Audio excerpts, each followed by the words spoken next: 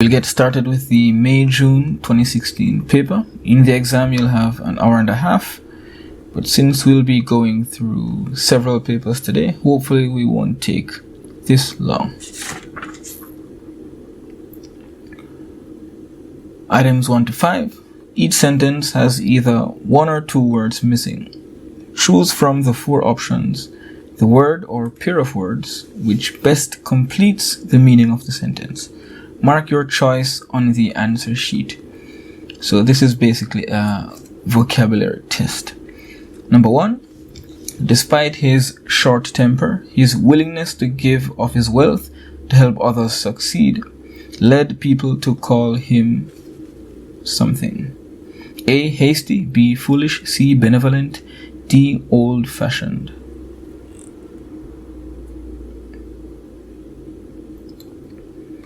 Okay, this one is pretty easy. It has to be C. How do we know it's C? There are actually two major clues here.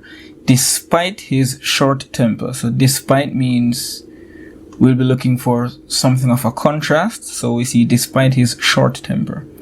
Short temper, this is a negative quality, which means the word we're looking for will likely be a positive quality. So it could not be hasty, it could not be foolish, it could have been old-fashioned, but the second clue makes it much clearer.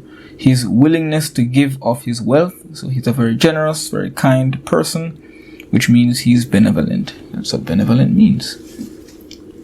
Okay, on to number 2. When parents display something for one child, the others are likely to feel something.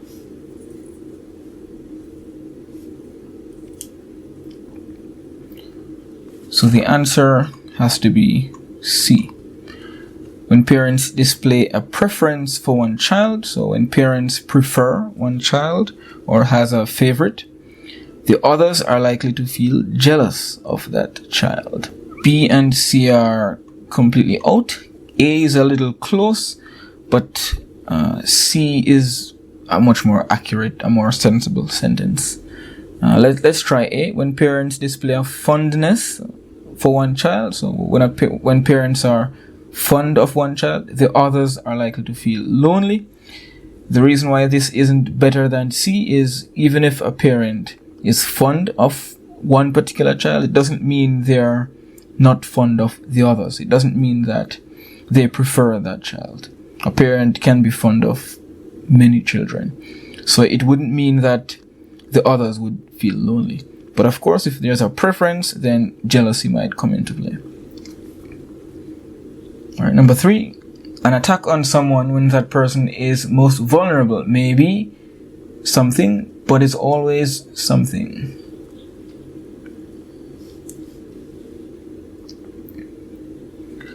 So we have a major hint here, but is, which means these two words are going to be at least somewhat contrasting.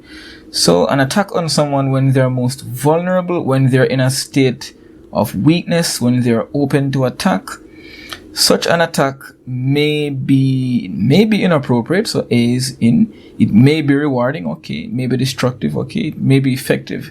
So from this hint alone, we cannot eliminate anything. But let's see what the second word could be. So an attack on someone when that person is most vulnerable may be something, but is always. Can an attack on someone who is vulnerable be thoughtful? No, so that's out. It can be satisfying, distressing. This doesn't seem like it would fit, because I guess we're dealing with the perspective of the person doing the attack. So it could be unkind. So how can we choose between B and D?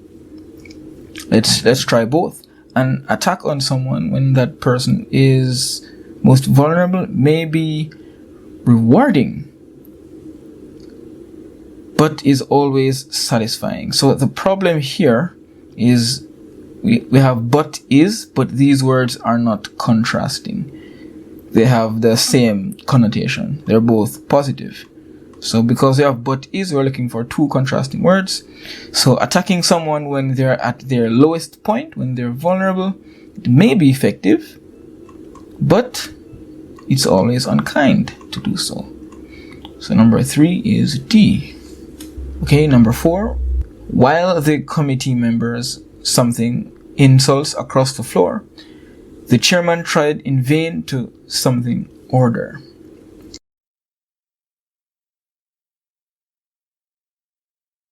Okay, the answer is A. No suspense here. It has to be A. So the committee members are hurling insults. This is a bit metaphorical. They're basically throwing the insults. Insults, we can imagine persons hurling insults, throwing them, being rough and very unkind. And the chairman, of course, he's trying to restore order. He's trying to regain control of the situation. Speak is too weak a word here for insults, so we wouldn't say they spoke insults. That sounds strange. And imposing order doesn't make sense. Gave insults, you don't give insults. And maintain, he couldn't be maintaining order because the order would have already been lost. Exchanged insults could be fine, but conserve order doesn't make sense. So A, hurled, restore. Alright, number 5. To conceal his true activities, the spy quickly something a plausible excuse for his presence there.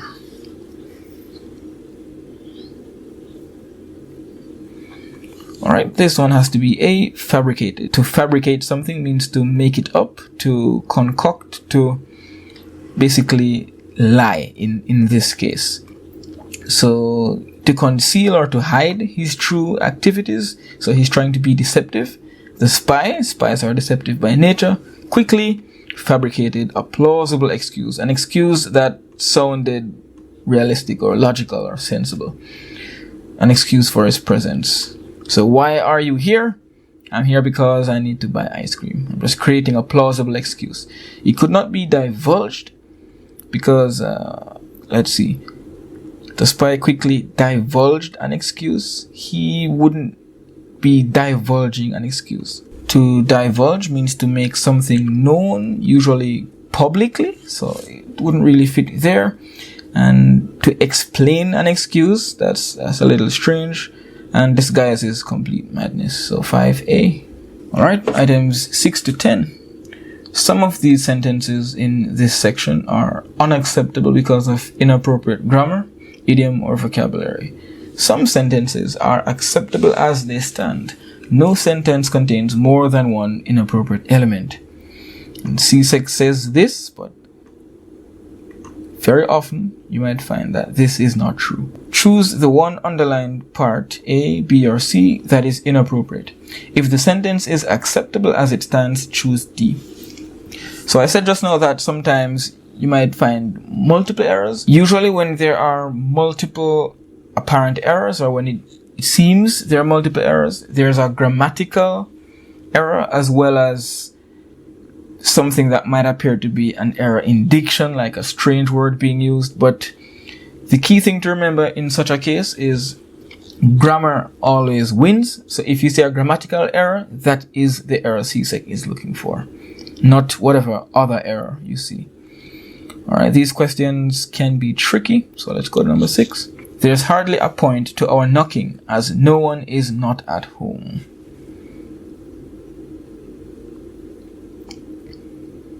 Okay, this is a giveaway. It has to be C. Have a double negative, no one and not. No one is at home would be correct. 7. Had they not been forewarned, they might have joined the queue, not knowing that gas was not on sale at that station.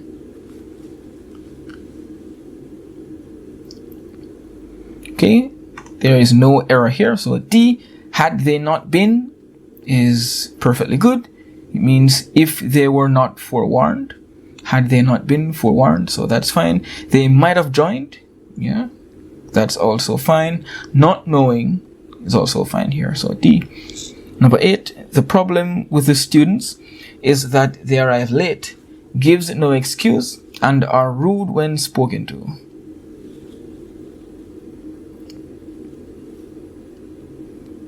Hopefully this sentence is not describing anyone watching this video. Anyhow, this has to be B. Gives subject-verb agreement is not correct here. So the problem with students, so the trick here, CSEC wants to trick you into choosing A because you have students is, but the subject of this sentence is problem, which is singular. So the problem is, that's perfectly fine. The problem is that they arrive late. Give. They should match with this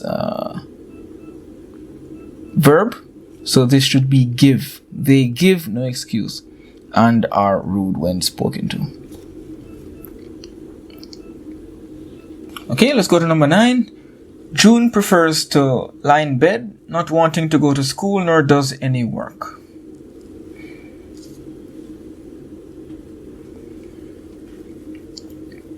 Our answer here is C. June prefers to lie in bed. This is perfectly fine. Not wanting to go to school, that's fine. Nor does any work. So June prefers not to do any work, basically. So this should be do. She prefers to lie in bed, not wanting to go to school or do any work. All right, number 10. The biased reporter is concerned not so much with the truth of what he writes as with its credibility. Okay, there's actually no error here. The biased reporter is concerned not so much with the truth, so he's not really concerned as much with the truth as he is concerned with the credibility of what he writes.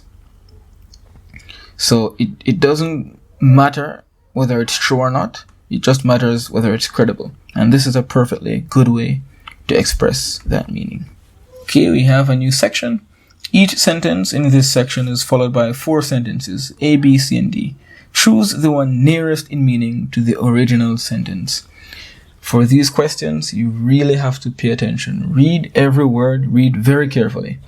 These questions are not difficult, but if you lose focus, if you rush, you're going to get a few of them wrong.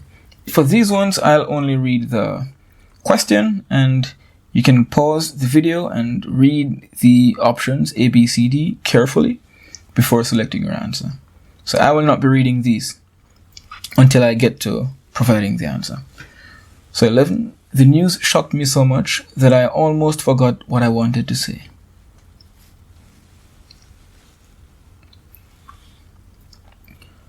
Answer B. So let's eliminate A, C, and D. First, the sentence in question. The news shocked me so much that I almost forgot what I wanted to say. One piece of advice I can give you for this section is before you even look at the options, reword, internalize, and reword the sentence in question in your own mind first.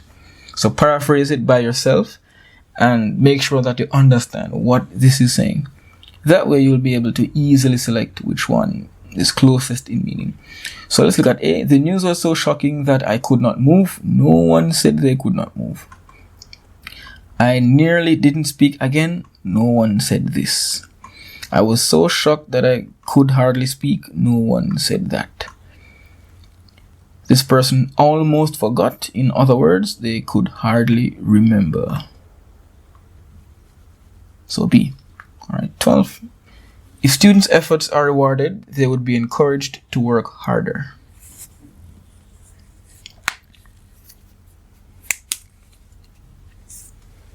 This is one of the trickier ones, and this question actually appears on a number of past papers. Anyway, my answer is C. So let's eliminate the easy options and then look at why C is actually the best option. So if students' efforts are rewarded, they would be encouraged to work better. Let's try A. Students must be encouraged to work hard. No one said students must be encouraged to work hard. B. If students work harder, they will be praised. So this is in the reverse. This sentence is saying if their efforts are rewarded, they will work harder. So this is giving us the reverse. If they work harder, then something. So that's wrong. So D is quite close. If students are praised for their efforts, they usually work harder. So we have work harder here, work harder here. So these seem pretty close, but there's one critical difference. Rewarded, praised. These words have very different meanings. If you're rewarded for something, you are given something for your efforts, for your work. You're given whether money, a prize, you're given something, usually something tangible. But if you're praised, it just means someone is recognizing, acknowledging your work. Someone is telling you good job. So these words are so different that they're not giving you the same meaning. So the trick with C is work better as opposed to work harder. They're not exactly the same, but this is quite close. If students are working harder, then generally it means they're working better. You could find some nuanced differences, but these generally mean the same thing, just in general, in most cases. So students whose efforts are compensated. Compensated means rewarded.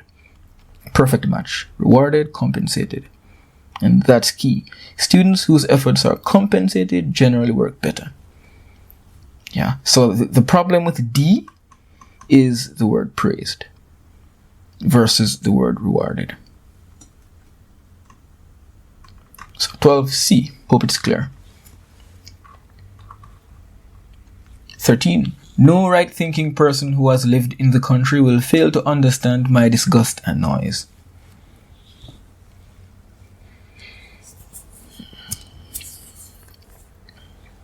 Okay, answer C. Let's eliminate the others. So we have here, no right-thinking person who has lived in the country will fail to understand my disgust and noise. So if you have a sensible mind and you have lived here, then you will definitely understand why I am disgusted at noise.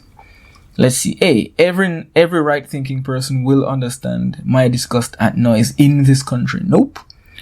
Nothing here said noise in this country, actually. No person who has lived in the country will fail to understand my disgust at noise. So, different. B. Noise in the country is as disgusting to me as it is to all right-thinking people. Nope.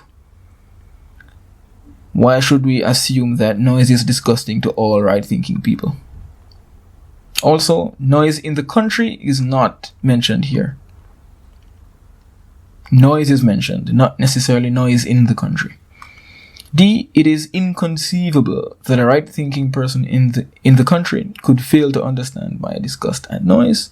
So there are two problems with this one.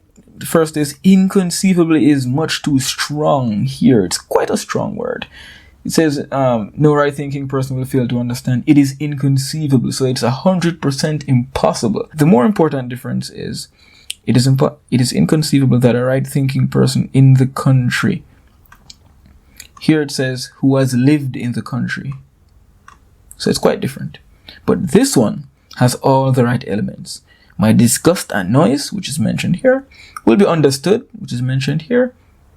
Will fail to understand, will be understood by any right-thinking person who has lived in the country. Alright, so 13 is C. Let's check 14. The youth of the country need to organize themselves into cooperatives in order to support the Prime Minister's drive for self-sufficiency.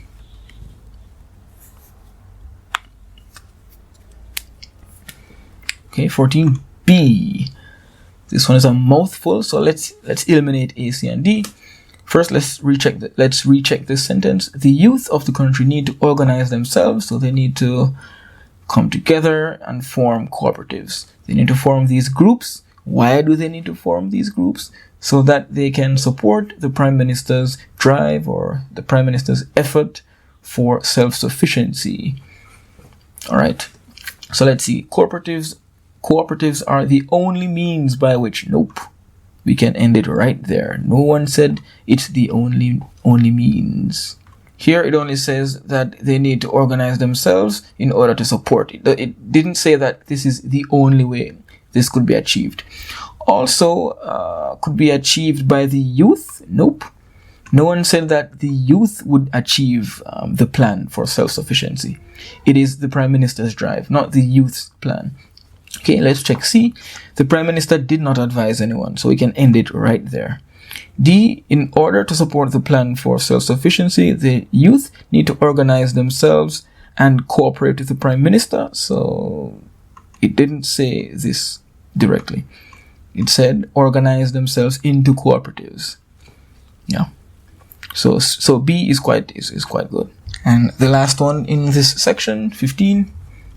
The Europeans who were not well off were the ones who came to the West Indies in search of wealth.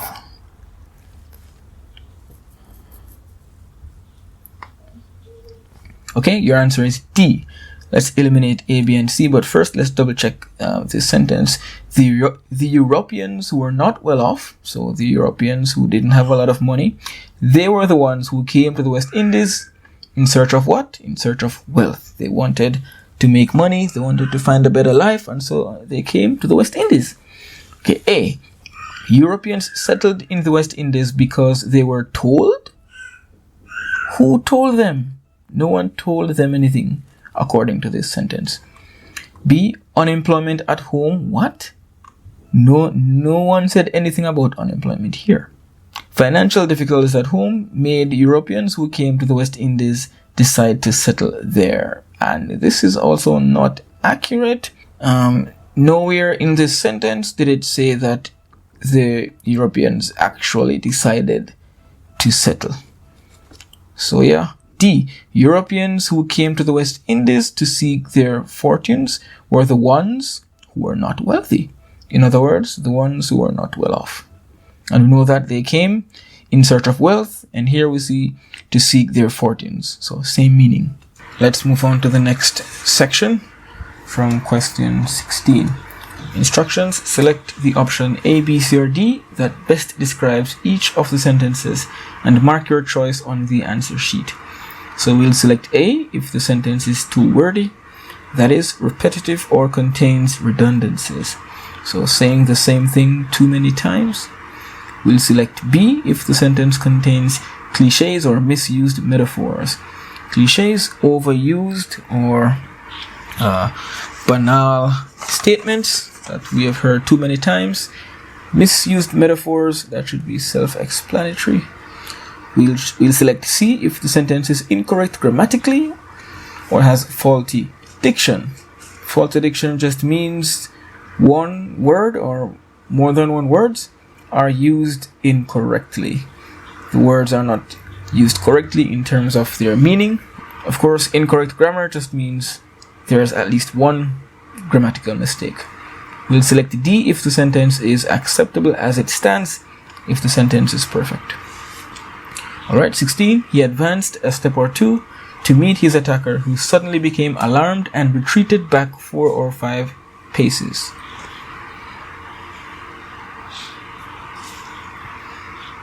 This one should be obvious. It's A. This sentence is much too wordy. It's quite repetitive. He advanced a step or two to meet his attacker, who suddenly became alarmed, and the most blatant redundancy here, retreated back. Alright, 17. This one is actually quite tricky. It has appeared on several past papers. Traffic bottlenecks must be ironed out if they are to prevent giant traffic congestion.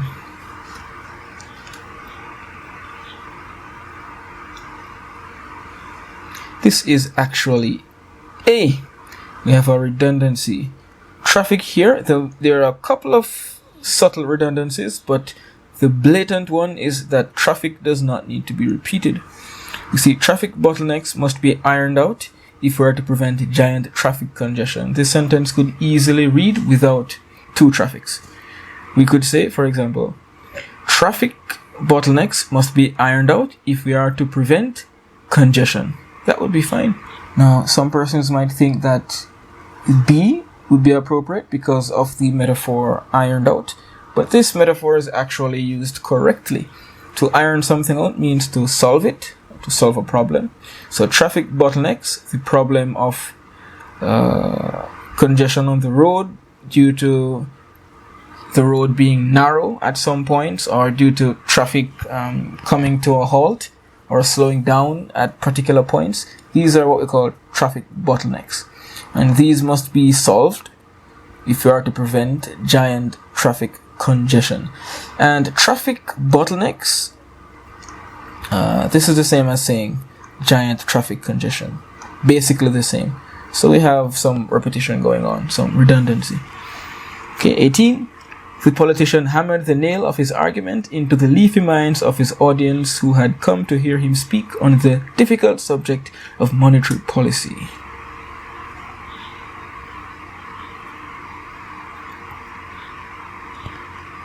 Okay, here we have B.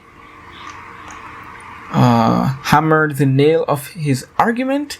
This is it's kind of cliche, and it's not used perfectly well either, this metaphor here. And leafy minds, I'm not even sure what the speaker is getting at, but we can definitely classify this as a misused metaphor. 19. Seldom do people declare that they are not the products of their environment.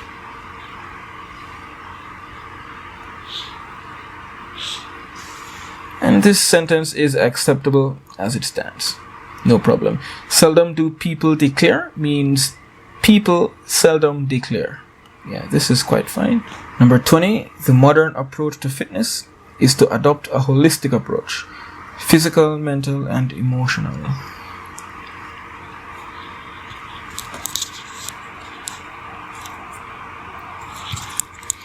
The answer, T. Now you might be confused, wondering, why did I choose A for 17 because of a repetition of traffic, and not choose A for 20 even though approach is repeated? Not every repetition is a redundancy. A redundancy is simply an unnecessary repetition. Here, it is not necessary to repeat traffic, but based on how this sentence is structured, we need to repeat approach. So the modern approach to fitness is to adopt a holistic approach, an approach that is very comprehensive, that deals with all of the dimensions of the human being, physical, mental, emotional. So we can say it's to adopt a holistic, or to adopt. It is difficult to remove the word approach here. There are different ways to say it, but this is not really redundant. So D is fine. This sentence is okay. Alright, and now we're moving on to passages. Here we have questions 21 to 30. Read the following poem carefully and then answer items 21 through 30 on the basis of what is stated or implied. So, as I'll do going forward, I'll read the passage, and then of course you can pause the video and read it yourself.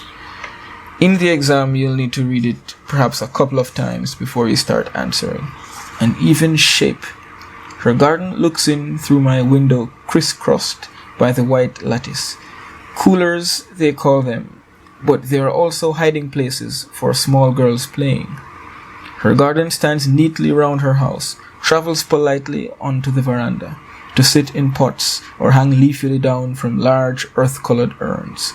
She lives with Mama, shepherding her with her full body, the hesitant ins and outs of Mama's half-blind days, feeding her frail consciousness with edited Gleaner news and homemade chicken soup. In her home, borrowed children touched her china birds with hands wiped clean from eating sticky cakes, each with a cherry on top, or press moist, breathless kisses round the corners of her smile. Sometimes she fills the space out with music, spreading out nostalgia through strings and flutes, old-fashioned love songs of blue moons and forever until. Shame peeping Tom, I sit silent in my lattice, watching the even shape of her days, to catch just once a wider open door behind her steady eyes. But in her edged privacy, self-contained, she keeps the half-drawn shutters of her life open just so, and mocks my greed and restlessness with a calm refusal to be other than she seems. Interesting poem.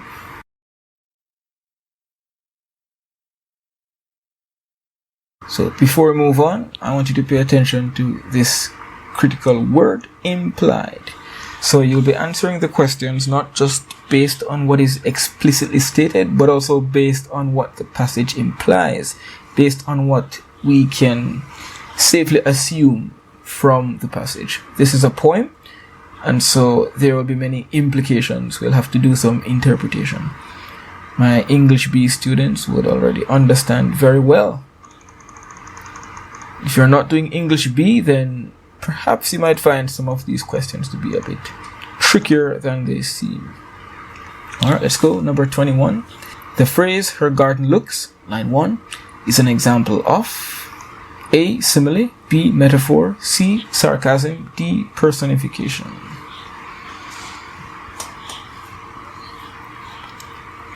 The answer, D. Personification. Of course, her garden looks in through my window. The garden is looking in, which means it is taking lifelike, perhaps even a human-like quality or characteristic. The quality of looking, the ability to look. So it's personification. 22. The garden seemed crisscrossed in line 2 because the A. Poet was looking at it through a lattice window. B. Garden beds were laid out in squares. C. Children were walking across the garden. D. The person looking at the garden was cross-eyed.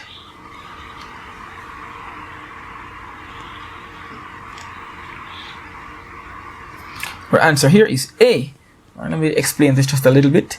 So the garden seemed crisscrossed because the poet was looking at it through a lattice window. If you do not know, a lattice window is a window that has that kind of grid or square pattern. This kind of pattern, perhaps, where the lines are much straighter than these.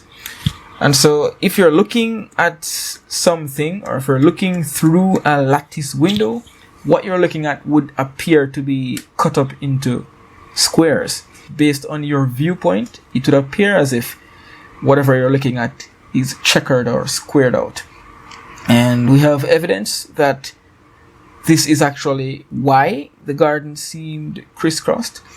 Look at lines 1 and 2. Her garden looks in through my window. So we see the speaker is saying that the garden is looking in at them as opposed to them looking at the garden, which is interesting. The garden is crisscrossed, meaning it is divided into squares by my white lattice. So what is crisscrossing the garden? What is creating this crisscross appearance? We get the answer. It is the window lattice. The white lattice is the actual window here, the window lattice. So the garden seemed crisscrossed because the poet was looking at it through a lattice window. And we do not know if the garden beds were laid out in squares, and children walking across the garden wouldn't cause it to be crisscrossed, and D is just insane. 23. Which of the following phrases is meant to be taken literally? A. Hiding places for small girls. B. Her garden to travels politely onto the veranda. That's 5 to 6. C. Feeding her frail consciousness, line 14. Or D. Watching the even shape of her days, lines 28 to 29.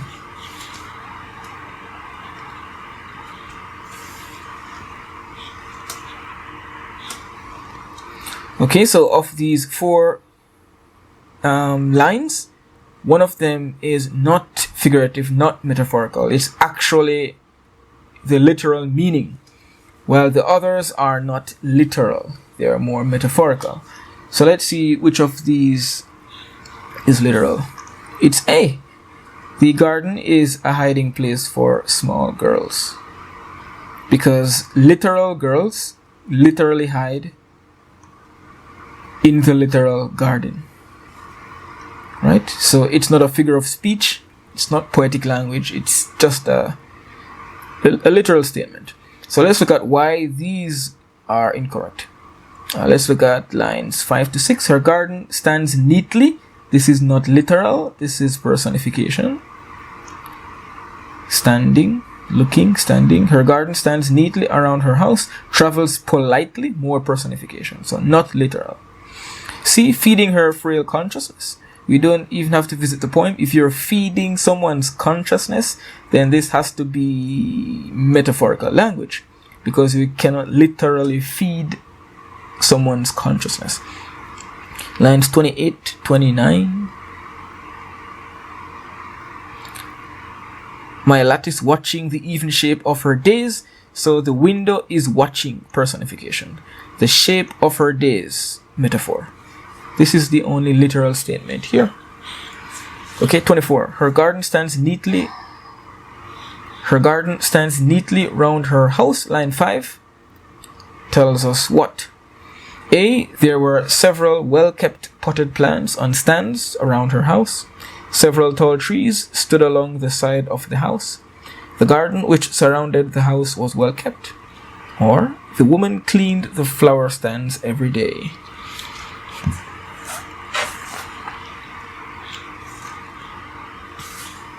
And this has to be C. I think that one's easy. Her garden stands neatly. This is the key word around her house. Yeah, her garden is well kept. Okay, on to 25. We have the passage here on the left, the questions on the right. The poet uses the words frail consciousness in line 14 to show that Mama A was unconscious most of the time, B was not understanding as well as she used to, C had fainted because of lack of food, D was thin and weak and could hardly walk.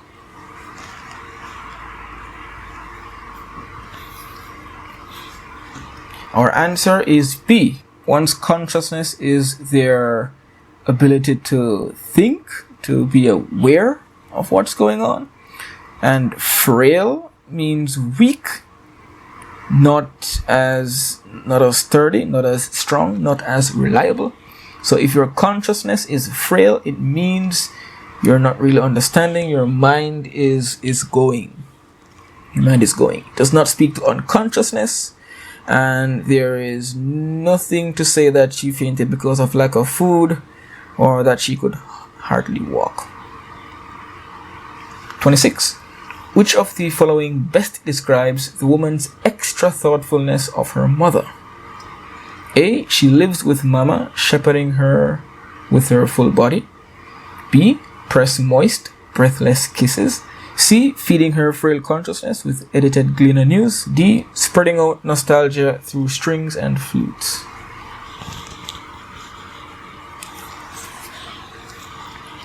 And this is a tough one that has been contested, disputed. It's quite a controversial question, but I'm quite confident that the answer must be C.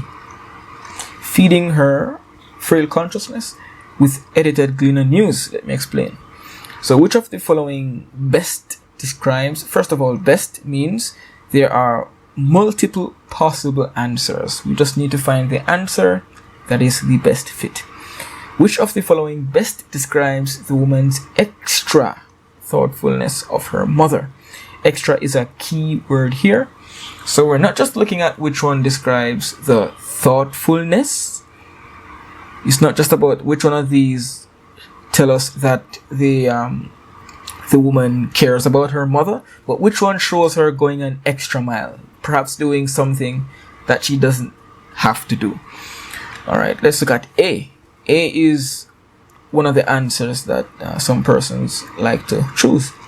A says, lines 10 and 11, she lives with Mama, shepherding her with her full body. Now, this shows thoughtfulness, but this, I wouldn't say this is extra thoughtfulness. This is regular thoughtfulness, shepherding someone, taking care of them. So it says that the persona really takes care of her mother with her full body. So perhaps this means, with her entire soul or heart, or with all that she has. So that is thoughtfulness. But where do we see this bit of extra thoughtfulness, going the extra mile? B is out, and D is out. So it has to be feeding her with edited Gleaner news. Why does it have to be C? Because taking care of her mother, doing the bare minimum is fine, but she's going out of her way to read the newspaper to her, or to tell her what's going on in the Gleaner. So this is her doing more than the minimum, and so we can see some extra thoughtfulness here. This is something that, as a daughter, she doesn't have to do. So this is where we get the extra thoughtfulness. Okay, 27. The poet uses the phrase borrowed children in line 17 to show that A, how much she loved the children. B, that she had no children of her own. C, that she did not want children. D, why she made the children wash their dirty hands.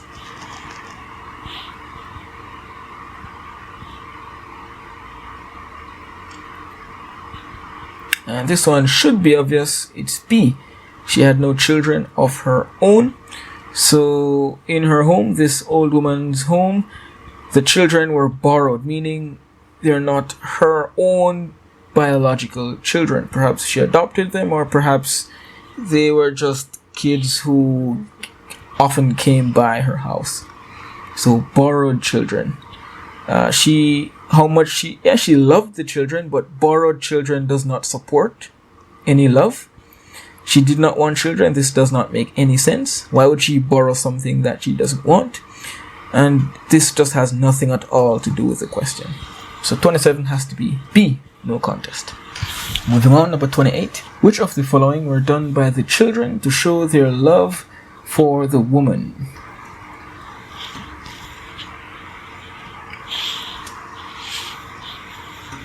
This one's a little tricky, but the answer is C.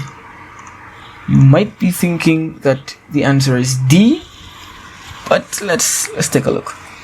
So we know that eating all of the cakes that the woman made, that showed their love for the woman, and of course kissing her on the side of her lips also showed love. But what about wiping their hands before touching the china bird? Let's see, where does that appear? In her home, borrowed children touched her china birds with hands wiped clean from eating sticky cakes. So they're not necessarily wiping their hands to touch the china bird. Their hands are wiped clean from eating the sticky cakes. So the point here is they were eating the sticky cakes. And even if they wiped their hands to touch the china bird, that wouldn't necessarily show love for the woman. It would perhaps just show some kind of home training or politeness. But these two show affection, show love. One, not so much. So C, 2 and 3 only. Okay, number 29. Lines 23 to 26 suggest that the woman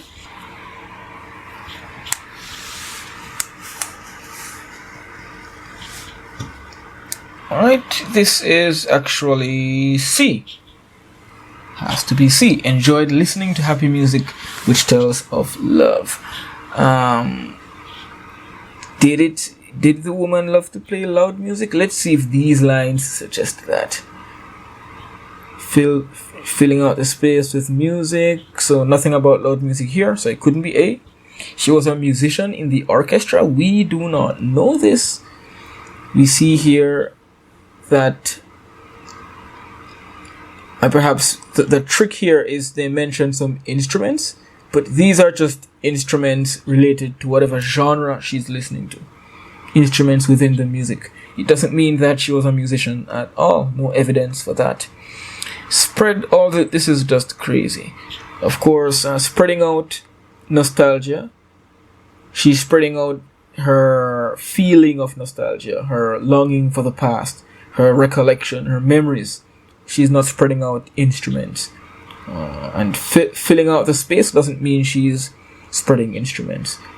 She's just filling the space with music. It means music is now permeating the atmosphere. So C is the only possible answer here. 30. The word nostalgia, line 24, tells us that the music... Okay, this is very obvious. D. Nostalgia, this is basically the definition of nostalgia. That feeling of reminiscing on pleasant memories. So that's what nostalgia is. That's what the word tells us. Nostalgia doesn't mean anything would last forever. It doesn't mean... It has nothing to do with the instruments or that the moon was blue. So this is the only remotely possible answer. So we're on to items 31 through 38. Read the following passage carefully and then answer items 31 through 38 on the basis of what is stated or implied. Okay, as before, I'll read the passage and then you'll be able to pause the video and read it for yourself if needs be. Kino and Juana came to the place where the brush houses stopped and the city of stone and plaster began. The city of harsh outer walls and inner cool gardens, where a little water played and the bougainvillea crusted the walls with purple and brick red and white. They heard from the secret gardens the singing of caged birds and heard the splash of cooling water on hot flagstones. The procession crossed the blinding plaza and passed in front of the church. It had grown now, and in the outskirts, the hurrying newcomers were being softly informed how the baby had been stung by a scorpion, how the father and mother were taking it to the doctor.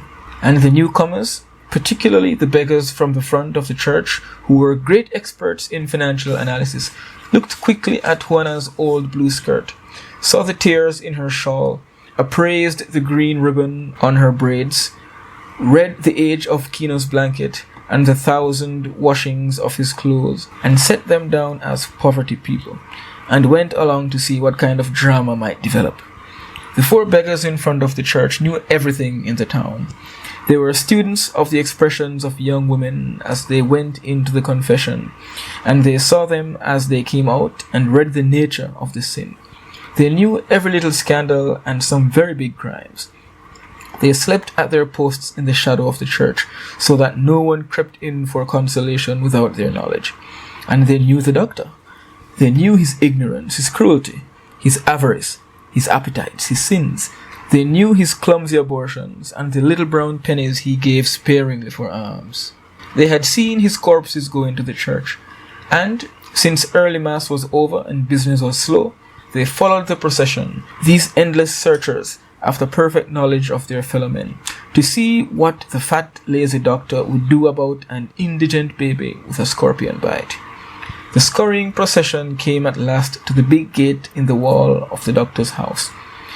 They could hear the splashing of the water and the singing of caged birds and the sweep of the long brooms on the flagstones, and they could smell the frying of good bacon from the doctor's house. Kino hesitated a moment. This doctor was not of his people. This doctor was of a race which for nearly 400 years had beaten and starved and robbed and despised Kino's race, and frightened it too, so that the indigent came humbly to the door. And as always, when he came near to one of this race, Kino felt weak and afraid and angry at the same time. Rage and terror went together. He could kill the doctor more easily than he could talk to him, for all of the doctor's race spoke to all of Kino's race as though they were simple animals.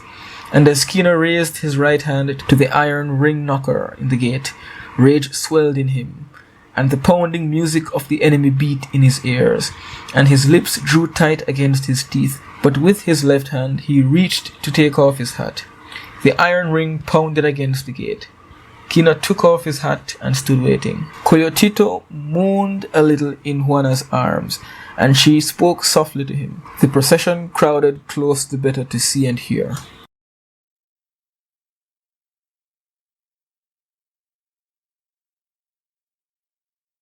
31. The writer uses secret in line 4 to describe the gardens because...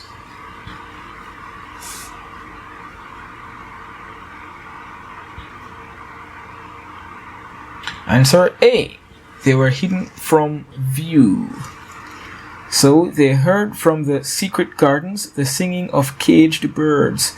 Secret gardens because the two personae here couldn't see past the gates, past the walls, and so they were secret gardens in that sense.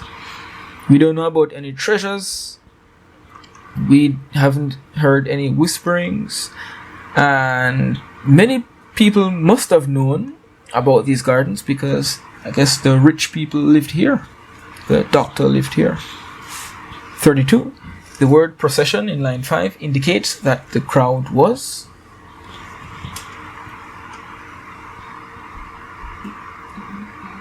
Alright, so procession here means moving in a long, orderly group. Let's take a look at the passage.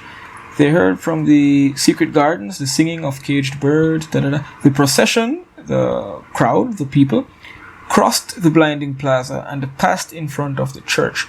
So these people are moving in a line. They're perhaps moving together, orderly, slowly. Yeah, and so they're called a procession. It's not a literal procession in the sense that they're going to a funeral or it's an official thing, but it's a procession because they're moving in an orderly fashion. That's it. And there are many persons moving. Going to a funeral? No, we don't know about that. Walking together like a mob? Not like a mob. A mob is basically the opposite. This would indicate disorder and chaos. Moving about aimlessly. They're not aimless because they're all heading toward a particular place in a particular direction. 33. Which of the following statements is not true about the beggars?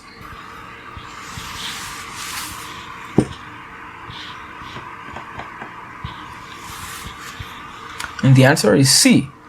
They had a good relationship with the doctor. Nowhere in the passage did it state that the beggars had a good relationship with the doctor. So where do we see A, B, and D? They were inquisitive about people. We see evidence of that in this paragraph. Particularly the beggars, they were experts in financial analysis, means they knew who was poor, who was rich. They were always looking, checking to see who had money, and they looked quickly at Juana's old blue skirt, so they're quite inquisitive, looking, checking all the details of Juana and Kino. So yeah, they were inquisitive about people. This entire paragraph shows that. They knew about human nature. It says here they were students of the expressions of young women, so they knew about how the young women talked, and they knew who was committing what sin because they were posted out at the church. They knew the nature of the doctor. They knew about his ignorance, his cruelty, and all of these things. They knew everything that went on around them. That's basically what we're seeing here. These beggars are omniscient, but they did not have a good relationship with the doctor. Alright, 34. In the passage, the expression great experts in financial analysis, lines 8 to 9, means that the beggars, A, could immediately determine the rich from the poor, B, could analyze the financial state of the country, C, were able to add their arms quickly, D, had many years of experience in begging.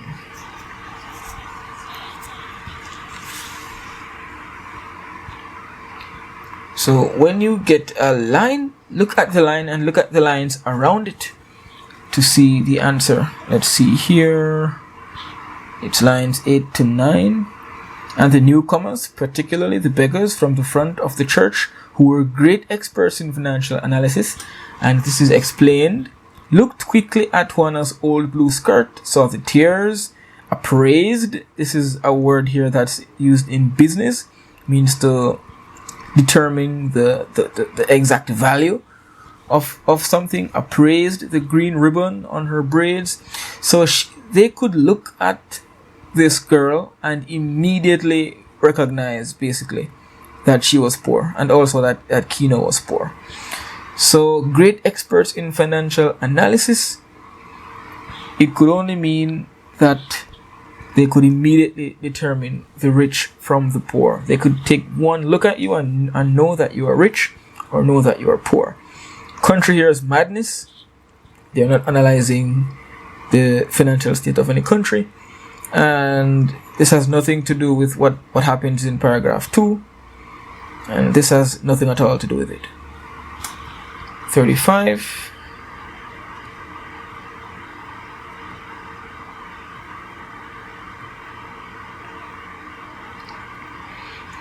The description in paragraph 2, this entire paragraph here, conveys to the reader the impression of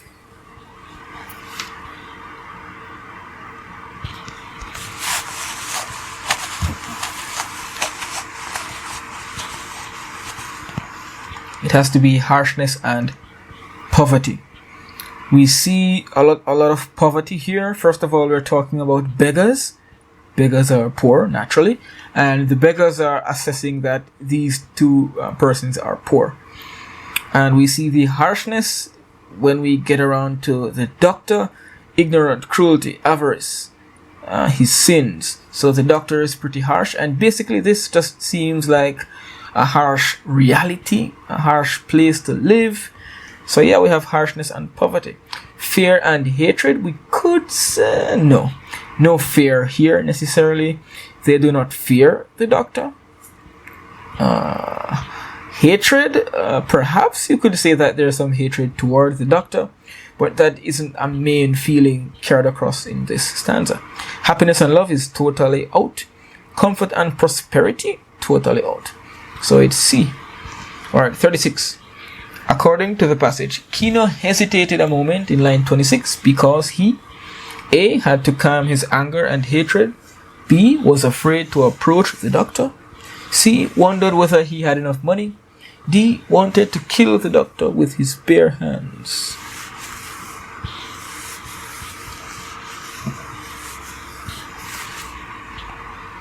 Alright, so let's look at line 26. So we see here that Kino and Juana are bringing a scorpion bit baby to the doctor. They have to visit the doctor because they want to save this baby's life. However, we know throughout the extract that Kino hates the doctor and his people, because I suppose they discriminate against people like Kino. So they finally reach the doctor's house and Kino hesitates. Why does he hesitate? And if we read this entire paragraph, it becomes clear to us that Kino had to calm down. He had to take a minute, take a breath, calm his anger and hatred, because he didn't want to enter the doctor's house screaming, shouting, fighting, because obviously the doctor would not help him. The doctor would not have helped him. So A is the answer. B was afraid. He was not afraid. What he was angry. He was angry. He needed to calm down. He was not thinking about money here. And D, we are not sure that he wanted to kill the doctor with his bare hands. We see here he could kill the doctor more easily than he could talk to him. It didn't say that he wanted to kill the doctor, and certainly not specifically with his bare hands. A is what we are sure of. Okay, let's move to 37. In the passage, the sentence, "This doctor was not of his people," in line 26, suggests that the doctor, A, did not respect Kino's people, B, did not understand Kino's people, C, was not born in the city as Kino was, D, came from a different background from Kino's.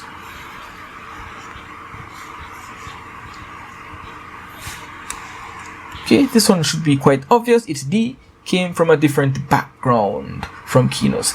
This doctor was not of his people. If someone is not of your people, They're not of your race, not of your culture, not of your country. They're not of your background. And it's actually explained right after this statement here. The doctor was not of his people. This doctor was of a race which for nearly 400 years had beaten and starved and robbed and despised Kino's race. So obviously we have racial oppression, racial tension, two different races. The doctor's race and the Kino's race. So it has to be D. Okay, 38.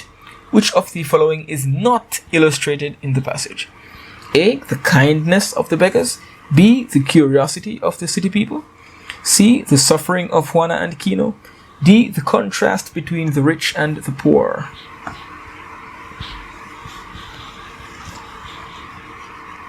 It has to be A. Nowhere did we see that the beggars are kind. We see that they are inquisitive and they have a kind of wisdom, a kind of street smartness, but at no point do we see any kindness from them. The people are curious because they are forming a whole procession just to see what's happening. We see that Juana and Kino are suffering throughout the entire extract, and the whole extract provides a contrast. We see the difference between rich and poor people. Alright, and that is the end of this passage. So now we come to another passage for questions 39 to 46. And again, we'll be looking at what is stated or implied.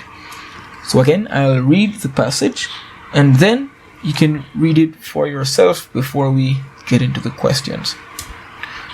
More than a quarter century ago, we were forced to wrestle with the thorny issue of casinos and the supposed ills and benefits which flow from them. In the end, a sensible solution emerged. Allow some to remain while controlling their growth. Interestingly, we may argue about casinos, but we have given the green light to arcades where people gamble, day and night. Some Caribbean governments have seemingly opened the door to yet another round of possible emotional debate, with the decision to allow cruise ships lying at anchor to operate their casinos in their waters. Is this move a prelude to opening casinos on land? Supporters of casino gambling have always said that casinos can and do function in a country without the moral decay that is routinely associated with them. Like most things, the pros and cons about casino gambling are grossly exaggerated. Those who favor them argue that casinos on land should be seen as another attraction that can be added to the country's tourism industry, if prudent controls are imposed.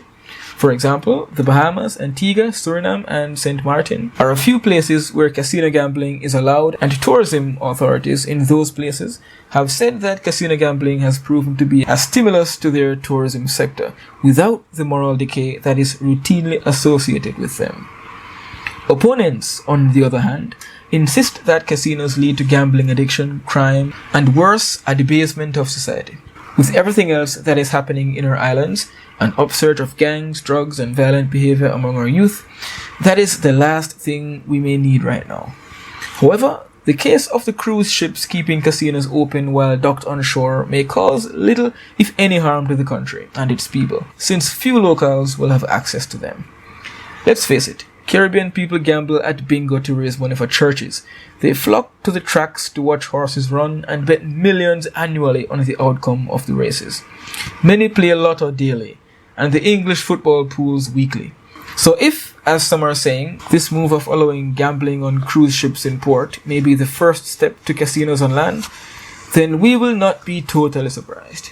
So, let the debate begin.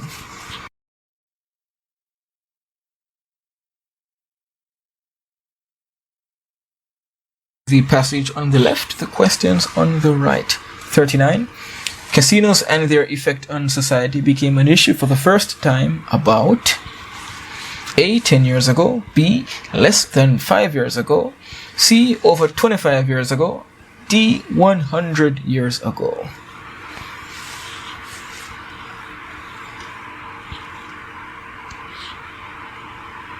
Alright, the answer is C, and we can find that in the first line.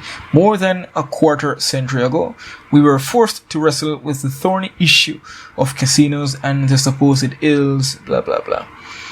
So more than quarter century ago, a quarter of a century is 25, over 25 years ago. Number 40. How was the issue of casinos dealt with at the time mentioned?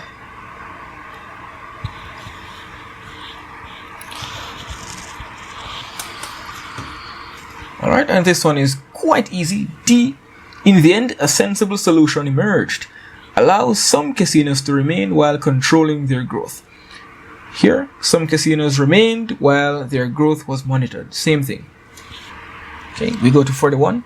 Interestingly, in line 3, could best be replaced by the word A. Logically, B. Ironically, C. Thankfully, D. Conveniently.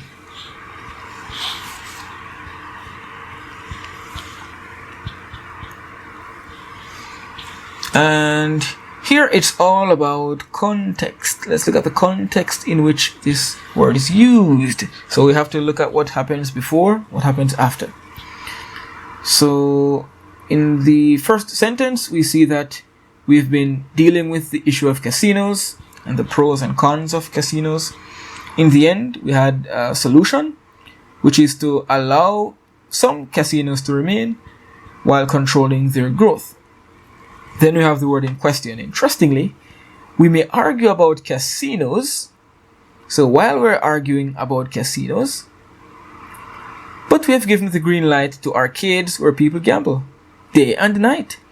So the speaker's tone is that how silly of us to be arguing about casinos, whether or not we should allow casinos to operate, when we are allowing arcades to operate where people gamble day in, day out. So this is ironic, isn't it?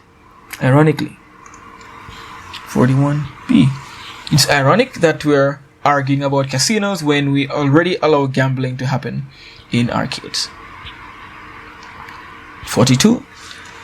Giving the green light to arcades in line 4 means that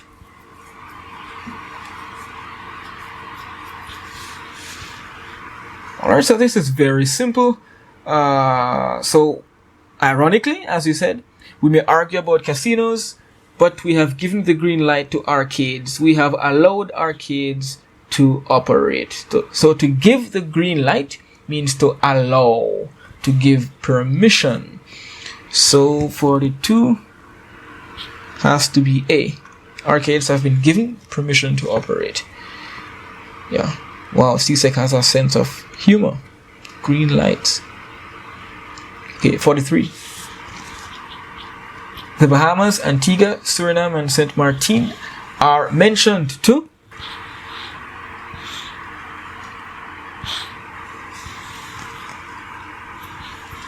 Let's start from the beginning of the paragraph. Those who favor them argue that casinos on land should be seen as another attraction that can be added to the country's tourism industry if prudent controls are imposed. So it's important to read it's important to read what comes before the statement you're looking at so you can get the context. So we're talking about how casinos can basically add to the tourism industry if they are properly controlled. For example, so this is an example to support this point. These countries are a few places where casino gambling is allowed, and tourism authorities in those places have said that casino gambling has proven to be a stimulus to their tourism sector. So this should be quite clearly C. These are some of the countries in which casinos are positively impacting tourism. So they are used as examples for this to prove that gambling is a stimulus to tourism. These are out. A is a bit close, but the intent of listing these countries is to prove that gambling is a stimulus to tourism. 44. An expression the writer uses to introduce an opposing view in line 16 is A, in addition, B, for example, C, like most things, D, on the other hand.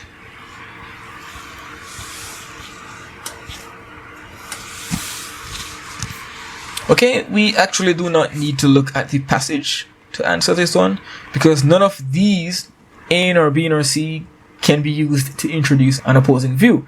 It has to be D, on the other hand. And let's see how it is used. So we talk about proponents of casinos, persons who support casinos. Opponents, on the other hand. And now we get into the persons who are saying, let's ban casinos. Casinos are bad. Opposing viewpoint. 45. Which argument below is not used in support of casino gambling?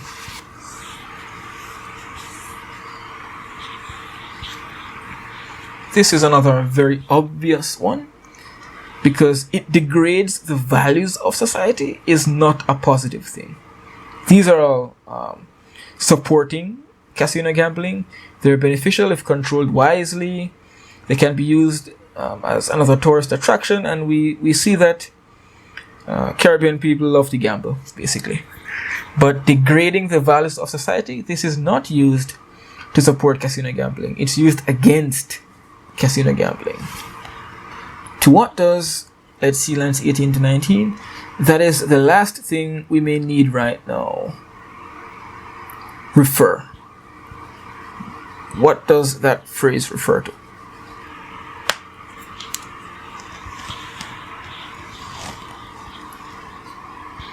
Okay, it has to be B, an upsurge of gangs, drugs, and violent behavior among our youth. Okay, and here we actually have a strange, we have a strange sentence starting from here, but we can use the process of elimination to eliminate the answers that are incorrect. So these lines have nothing at all to do with what's happening here. So A and B, maybe. And line 19 actually has nothing to do with, that is the last thing we may need right now. So what is the last thing we may need right now? Everything else that is happening on our islands, or an upsurge of gangs, drugs, and violent behavior among our youth? Let's see. Opponents, on the other hand, insist that casinos lead to gambling addiction, crime, and worse, a debasement of society. With everything else that is happening in our islands, an upsurge of gangs, drugs, and violent behavior among our youth, that is the last thing we may need right now. So this is the last thing that we may need right now. These problems. So B. I hope that's clear. It's a tricky one, but I hope that's clear. For items 47 to 54, we're going to do what we have been doing all along. Read and then answer these questions based on what is stated or implied. As usual, I'll read and then you can pause the video and read for yourself. Music too loud, I can't study. The editor. I just can't take it anymore. I just can't take the noise forced on me by a restaurant and bar located across the street. The noise is unbearable and I cannot concentrate on my studies. I am writing the CSEC exams in May-June this year and I must pass all my subjects. I am attending a reputable girls' school and I want to make good grades to get into the CAPE class. I work hard and every report so far indicates that I am an above average student. I want to make my mother proud. She's a hard-working woman, especially since my father passed away 2 years ago. We have been struggling to make ends meet without complaint, but I must complain now because the restaurant and bar is intent on frustrating my ambitions and the sacrifices my mother is making. I appreciate the help of the government in providing opportunities for education, but this is going to be futile unless it is possible to take full advantage of them. Can you imagine having to struggle with a math problem with thunderous noise bombarding your eardrums and everything in the house jumping up and down as if the place is haunted? Can you imagine speaking to a classmate about homework and you can't hear each other? Can you imagine stuffing cotton in your ears in order to get some sleep? Can you imagine trying to explain to your teacher that you didn't do your homework or that you sleep in class because of the noise coming from the restaurant and bar? The noise coming from this place is a serious obstacle that I am unable to overcome, and I am seeking help in dealing with it. Can you imagine my mother and her 16-year-old daughter going to this place in the midst of riotous drinking to ask them to turn down the music because I want to study or just to get some sleep? I understand that residents have been calling the police, but the response has been ineffective. At the moment of writing this letter, Sunday 19 at 9:30 a.m., they are blasting away after going late into last night. Under the guise of Carnival, they will continue their merciless onslaught. From Carnival Friday night right up until Ash Wednesday morning, they will continue non-stop. There will be total madness.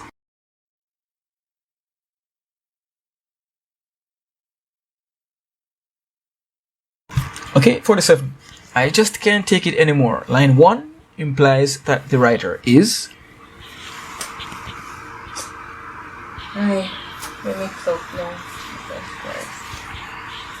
Answer, hurting. We're not sure whether the writer is crying, and I just can't take it anymore doesn't sound like she's necessarily arguing or shouting, but we know that she's hurting. If someone can't take something anymore, they're hurting. They're hurting and they want the pain to stop. They want their problem to go away. 48. The effect that is created by the repetition of I in the first paragraph can be best described as highlighting the writer's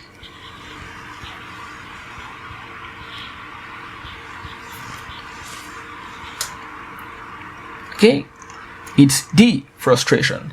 And we can basically eliminate view and voice here. These are not relevant.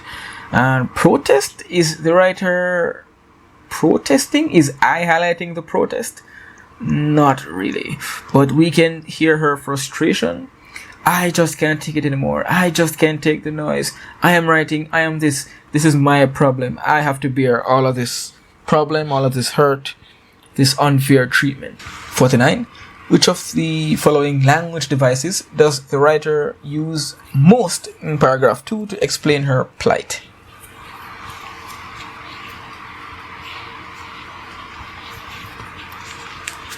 It has to be D.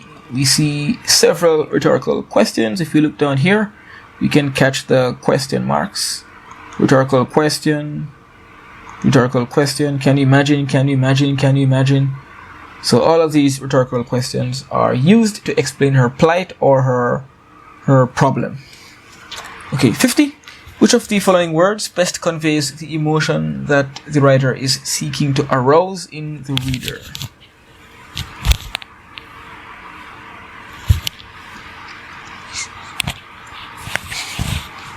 Alright, and this is an obvious one. Has to be empathy. Love and horror are out of the question. B might be a contender, but if you're keen enough, you'll see that the writer wants us to empathize. The writer wants us to put ourselves in her shoes and try to imagine what she's going through. So empathy is the answer. We see this especially with the use of I. She especially uses the rhetorical questions to get us to try to imagine being in her situation. So empathy. 51. The sentence, I work hard and every report so far indicates that I'm an above average student in line 5 suggests that the writer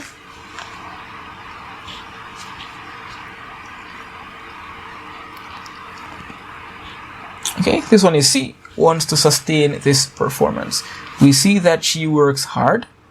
She's above average, so she's a good student doing pretty well. And of course, if she continues to suffer from this noise, her performance will drop. But she wants to maintain the good work that she's currently doing.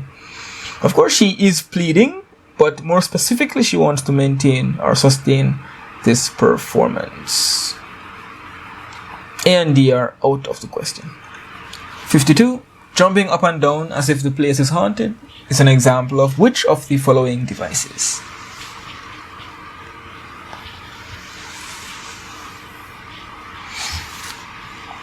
Okay, this one is a little tricky.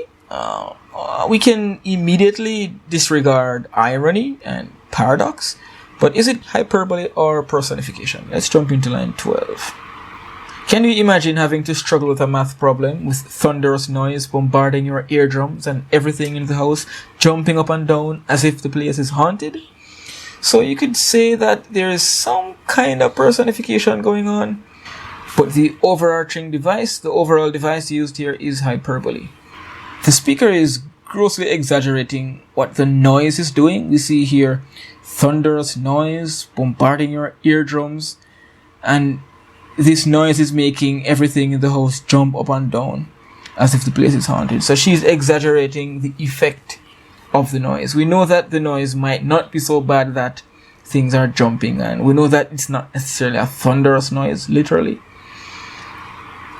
And yeah, so this is hyperbole. You can comment below if you think it's personification and we can talk about it. But hyperbole, that's it. 53. What effect does the writer achieve when she says, "Can you imagine my mother and her 16-year-old daughter going to this place in the midst of riotous drinking?"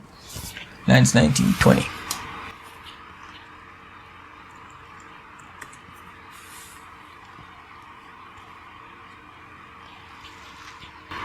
Answer is actually C. Admiration from the reader for the woman's courage. So remember now, there's a restaurant and bar across the street. There's loud music, riotous drinking, and in order for this young lady to be able to study, in order for her to, pursue her ambitions, getting into her CAPE class and so on, she has to make this brave move of going into this place that she doesn't really belong. She doesn't belong in a bar with riotous drinking, but she has to enter this space in order to try to get her problem solved. So definitely we should be admiring their courage in doing so. It could not be criticism, because we're not supposed to be criticizing these women for trying to get the music to be turned down. In fact, if you would criticize them for doing this, maybe you're part of the problem. Surprised that the women should hesitate to go there?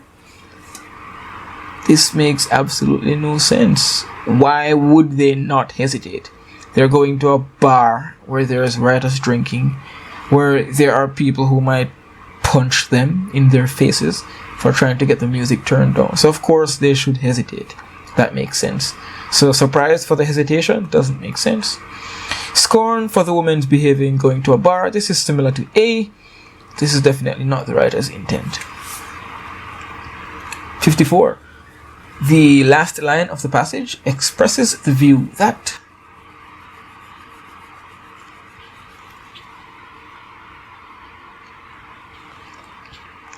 clearly the noisy atmosphere will become worse.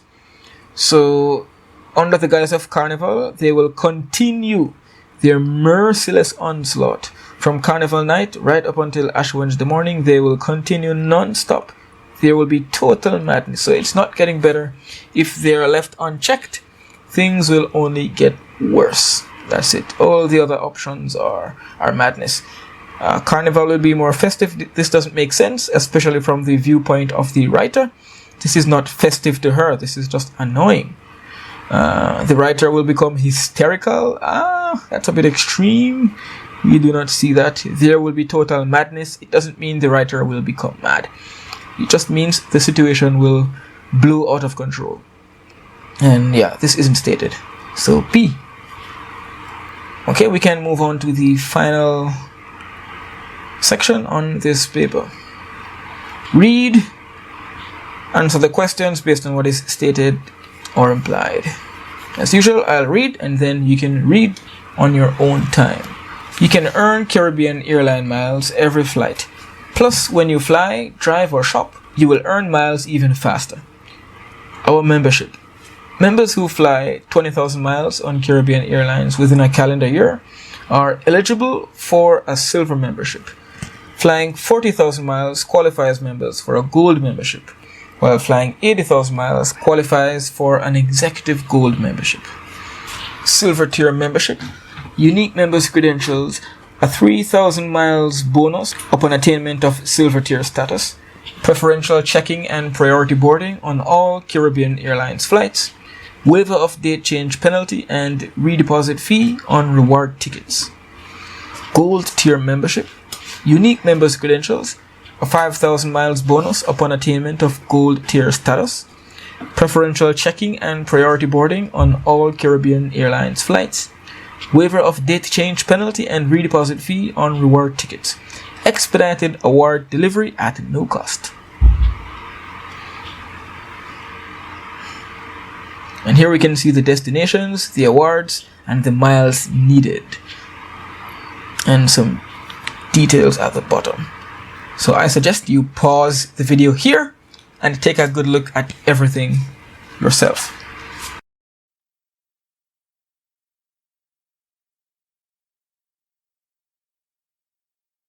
Alright, 55. What does this airline promise if a person joins the miles program?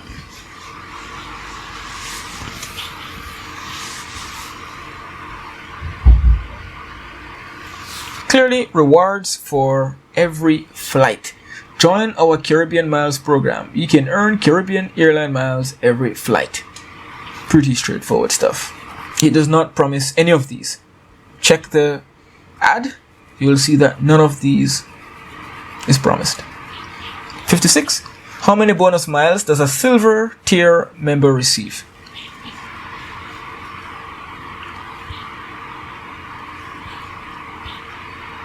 Very easy question, 3,000. You see it here. 57. To which of the following destinations can a person fly using 25,500 airline miles?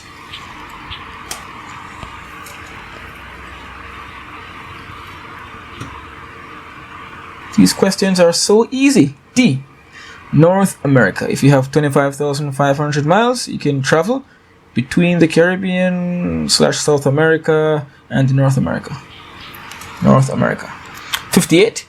According to the ad, what should a prospective member do if more detailed information is needed about the benefits of the program?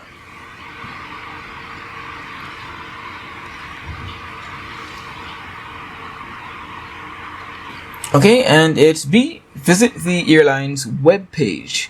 Visit us at Caribbean-airlines.com or call us. Email, Here we have no options for email or call, so it has to be visit the airline's webpage. 59. Which technique does the advertisement use to appeal to the travelers to join the miles program?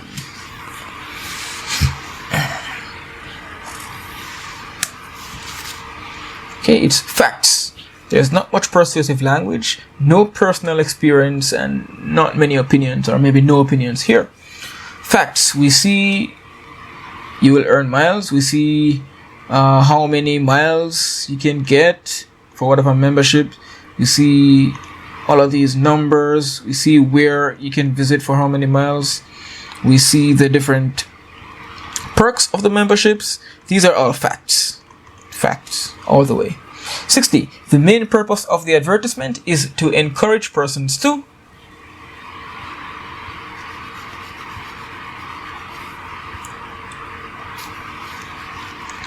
And this one has tricked many. The answer is D. Become members of the Miles program. Remember, this is an ad. Join our Caribbean Miles program. All of this is encouraging you to become a member. You see what you can get by becoming a member, where you can go, and these are out of it. But some persons might think it's fly more often. They want you to fly, but they want you to fly being a member of their program. So it's not just about flying, it's about becoming a member. And that is it for the 2016 May paper.